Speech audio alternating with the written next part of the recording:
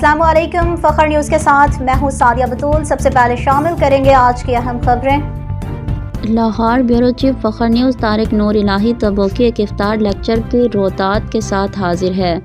مضطرب انسان کے موضوع پر گفتگو از سید سمر احمد زیر اہتمام ایجوکیٹرز انسٹیٹیوٹ لاہور۔ ایک ایگنوسٹک جس کے لیے خدا کا ہونا نہ ہونا برابر ہوتا ہے، کس طرح جستجوئے خدا کا سفر شروع کرے۔ آج کے بہت سے انسان تشکیک زدہ زندگی بسر کر رہے ہیں، یا کچھ بہادر ہوں تو منکر خدا بن جاتے ہیں۔ ملحد انسان ذاتی تنہائی کا شکار ہوتا ہے۔ اس روگ کا علاج ہے خدا، جو دلوں کے روگ کو جانتا اور انہیں شفا سے بدلتا ہے۔ آج خدا کا تعارف کروانے والے لوگ کم ہیں۔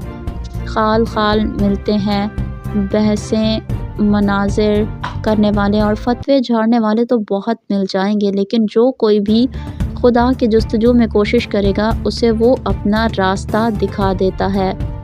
خدا کی معرفت حاصل کرنے کے لیے 3 باتوں پر عمل کریں۔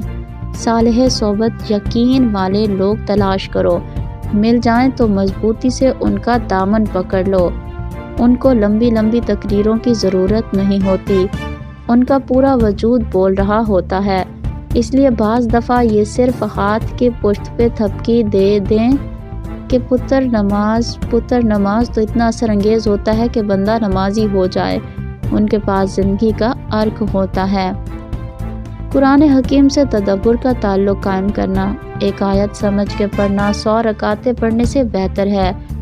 قرآن کا یہ مقصد بتایا گیا ہے کہ کتاب انزلنا الیک مبارکہ لا یدبروا آیاتہ ولیتذکر اولو الالباب۔ گہرا غوطہ، سچے موتی، اصلاح نفس، اصلاح معاشرہ، 24 گھنٹے کی زندگی، آپس اینڈ ڈاؤنز، کیپیسٹی بلڈنگ، معاملات و تعلقات نبھانا، خدا سے زندہ تعلق، روح کی تراوٹ وغیرہ جو ہر ایک کے روز کی ضرورت ہے۔ انزلنا الیکم کتابا فیہ ذکرکم۔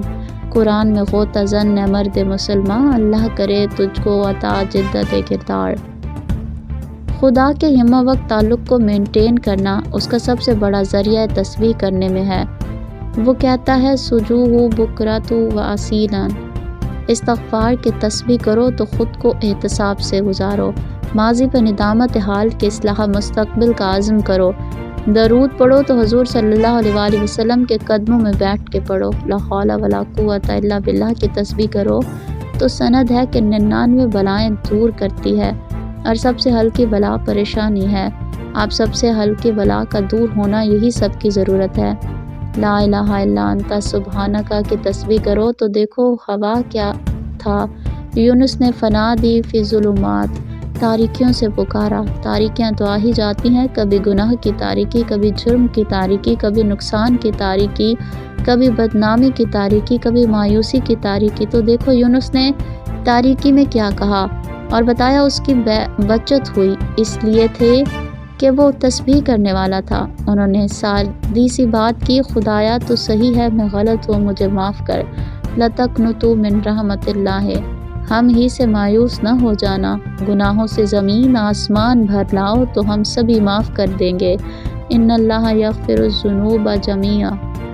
یہ چند گزارشات حاضرین کی گوش گزار کیں۔ آخر پہ سوال جواب کا سیشن تھا تو ایک نے پوچھا کہ وہ کیا چیز تھی جس نے آپ کو ایگنوسٹزم سے خدا کی طرف پلٹ دیا، تو فوری ذہن میں آنے والا جواب تھا اچھے دوست۔ مزید خبروں اور اپڈیٹس کے لیے دیکھتے رہیے فخر نیوز HD۔